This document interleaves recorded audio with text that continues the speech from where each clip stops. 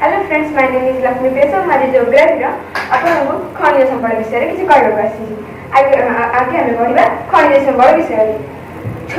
खनिज पदार्थ आम जीवनचर्या एक अपरिहार्य अंश। छोटिया पिंकट ठारू आरंभ कर सुइज अट्टालिका एवं विशाल जहाज पर्यंत आम व्यवहार कर समस्त वस्तु को खनिज पदार्थ ही मिलता है। रेल धारणा, पिचु रास्ता, कलकब्जा, हाथ हथियार एवं चाष उपकरण खनिज पदार्थ तैयारी होता है।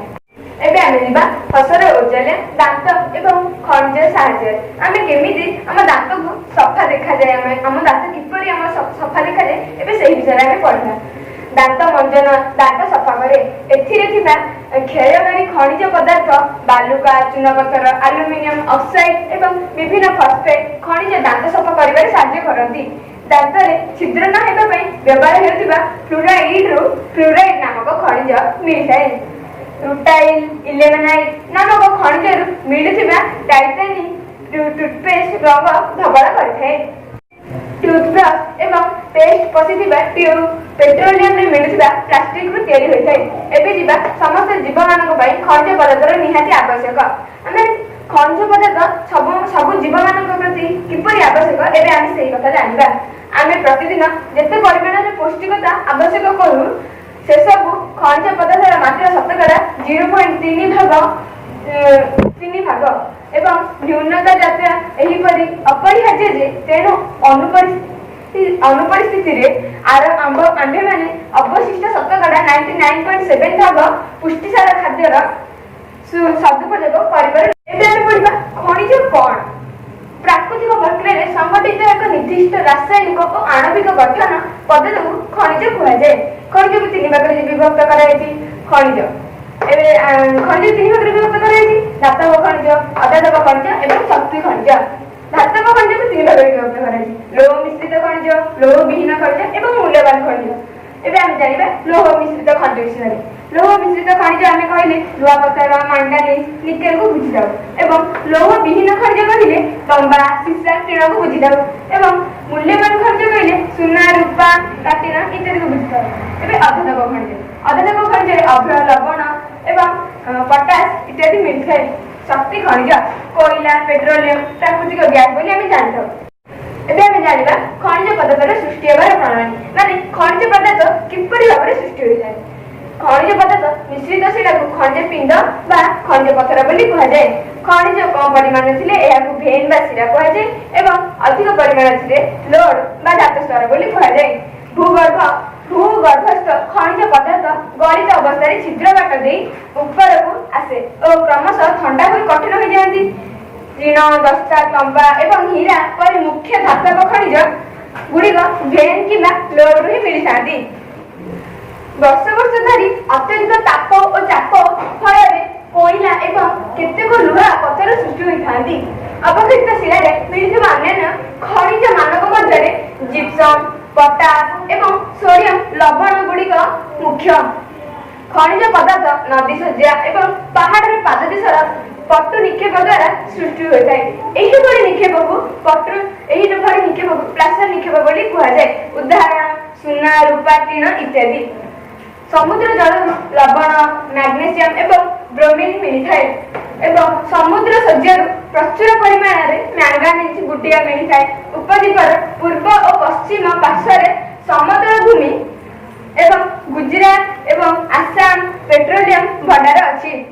एबे आमे जिबा लौह मिश्रित खनिज और लौह पत्थर। देशर उत्पादन समुदाय धातव खनिज मूल्य प्रति 3/4 मिश्रित लौह मिश्रित खनिज मिलता है। भारत में प्रचुर परिमाण में लुहा पत्थर उपलब्ध अच्छी।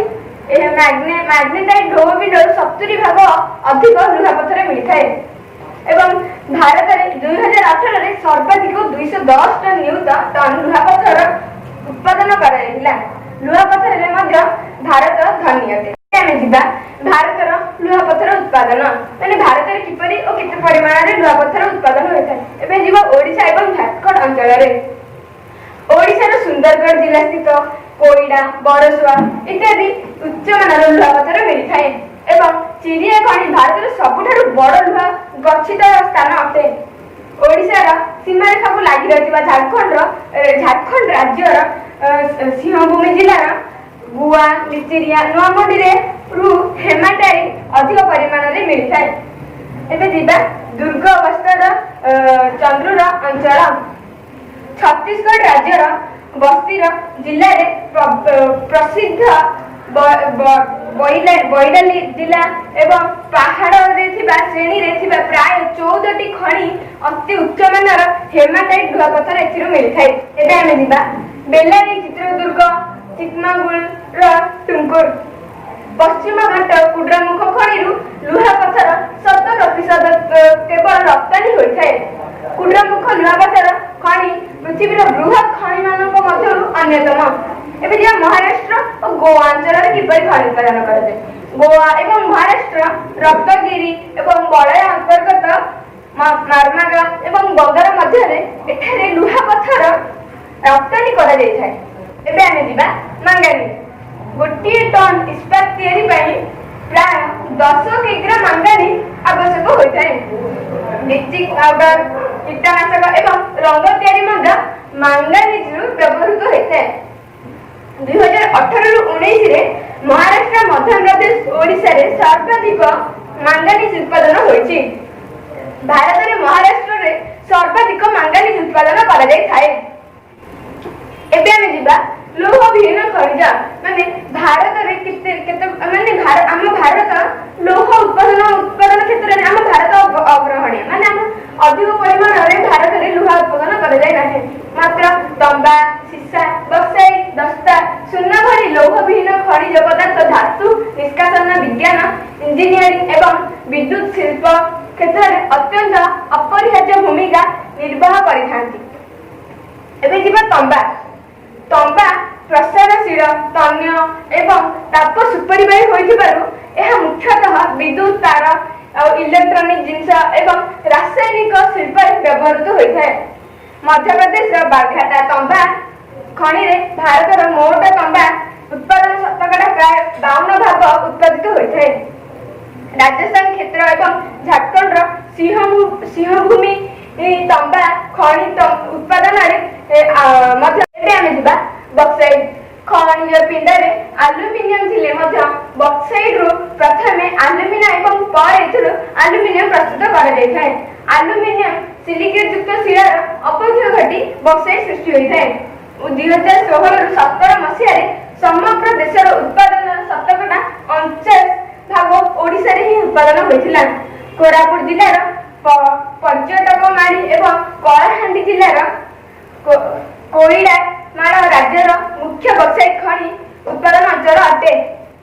ଏବେ ଆମେ ଯିବା କ୍ରୋମାଇଟ୍। ଓଡ଼ିଶାର 93% କ୍ରୋମାଇଟ୍ ଗଚ୍ଛିତ ଅଞ୍ଚଳ ଅଟେ। ଯାଜପୁର ଜିଲ୍ଲାର ସୁକିନ୍ଦା ଅଞ୍ଚଳରେ ମୁଖ୍ୟ ଖଣି ଅବସ୍ଥିତ। ଅର୍ଦ୍ଧାତବ ଖଣି ଏବଂ ଅଭ୍ର। ଅର୍ଦ୍ଧାତବ ଖଣି ମଧ୍ୟରେ ଆମେ ଏବେ ଅଭ୍ର ବିଷୟରେ ଜାଣିବା। ଅଭ୍ରର ରଙ୍ଗ ସ୍ୱଚ୍ଛ, କଳା, ସବୁଜ, ଲାଲ, ହଳଦିଆ ଏବଂ ବିଭିନ୍ନ କଲରର ମିଳିଥାଏ ଆମକୁ ଅଭ୍ର। ଛୋଟନାଗପୁରର ମାଳଭୂମି ଉତ୍ତର ପାର୍ଶ୍ୱରେ ଅଭ୍ର ମିଳିଥାଏ। ଆଜମୀରର ଆଖପାଖ ଅଞ୍ଚଳ ରାଜସ୍ଥାନରେ ଅଭ୍ର ଉତ୍ପାଦନ ଏକ ମୁଖ୍ୟ କେନ୍ଦ୍ର ଅଟେ। ଆନ୍ଧ୍ରପ୍ରଦେଶର ନେଲ୍ଲୁର ଅଭ୍ର ବଳୟ ମଧ୍ୟରେ ଦେଶର ଏକ ପ୍ରଧାନ ଅଭ୍ର ଉତ୍ପାଦନ କେନ୍ଦ୍ର ଅଛି। ଏବେ ଆମେ ଯିବା ଶିଳା, ଖଣିଜ ଏବଂ ଚୁନାପଥର। ଚୁନାପଥର ଉତ୍ପାଦନକାରୀ ରାଷ୍ଟ୍ର ମଧ୍ୟରେ ମଧ୍ୟପ୍ରଦେଶ, ଆନ୍ଧ୍ରପ୍ରଦେଶ, ରାଜସ୍ଥାନ, ଗୁଜରାଟ ଓ କର୍ଣ୍ଣାଟକ ମଧ୍ୟ ଅଟନ୍ତି। କ୍ୟାଲସିୟମ କାର୍ବୋନେଟ୍ କିମ୍ବା କ୍ୟାଲସିୟମ ମ୍ୟାଗ୍ନେସିୟମ କାର୍ବୋନେଟ୍ ଯୁକ୍ତ ଶିଳାରେ ଚୁନାପଥର ମିଳିଥାଏ। ଏବେ ଜାଣିବା ଖଣି ବିପତ୍ତି। ଖଣିରୁ ବାହାରୁଥିବା ଧୂଳି, ଧୂଆଁ ଏବଂ ଦୂଷିତ ଗ୍ୟାସ ସେବନ କରି ଆମ ଶ୍ରମିକମାନେ ଯେଉଁଠାରେ ଯେଉଁ କାମ କରିଥାନ୍ତି ସେମାନଙ୍କ ଫୁସଫୁସ ଜନିତ ବିଭିନ୍ନ ପ୍ରକାର ରୋଗ ହୋଇଥାଏ। ଏହି ରୋଗର ଆଶଙ୍କା ଅଧିକ ଥାଏ, ତେଣୁ ଏହାକୁ ଖଣି ବିପତ୍ତି କୁହାଯାଏ। ଭୂତାତ୍ତ୍ୱିକ ଆୟତନ ଶତକଡ଼ା ମାତ୍ର 1% ଖଣିଜ କାର୍ଯ୍ୟ ପାଇଁ ବ୍ୟବହୃତ ହେଉଛି। ଭାରତରେ ଉଦାରୀକରଣ ଏବଂ ଜଗତୀକରଣ ନୀତି ଲାଗୁ ହେବା ପରେ 2019ରେ ଏକ ନୂତନ ଖଣିଜ ଆଇନ ପ୍ରବର୍ତ୍ତନ କରାଯାଇଥିଲା। That's all about ଖଣିଜ ସମ୍ବଳ।